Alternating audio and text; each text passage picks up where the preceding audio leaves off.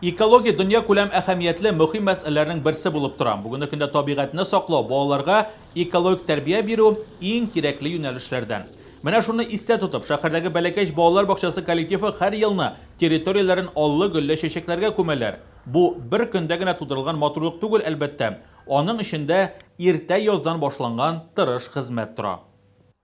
Беренче кояшлы көннәр башлануга яз айында без бөтенебез дә урамга чыгабыз, бүтән коллективыбыз белән, һәм һәркем үзенең идеяларын әйтә.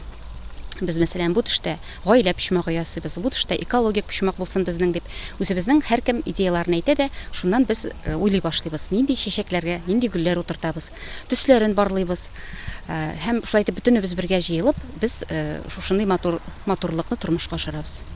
Балалар гына түгел, аларның әти-әниләре дә һәр көнне гөлләрнең ничек үскәнен, чәчәк атуын күзәтәләр. Тәрбиячеләр вакыт булуга, аларны чүп үләннәрдән арындырырга, төпләрен йомшартырга, тузаннарын сөртеп, сулар сибәргә ашыгалар.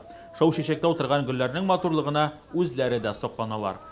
Во время эпидемии наша работа была плановая, все педагоги выходили также на работу, особенно облагораживание территории у нас проходило всеми педагогами во время тихого часа, мы выходили все, и это большой кропотливый труд, каждый педагог в этом принимал участие. Тәрбиячеләр сүзләренчә бакчага йөрүче сабыйлар кадерләп һәм тәрбияләп үстергәндә генә чәчәкләрнең шулай күркәм булып үсүен, аларның тере табигать икәнен, аларның үсешенә һава, су, яктылык кирәклеген белеп торалар. Бик күп чәчәкләр үсә, ромашкалар, петуньялар. Алар бик матур.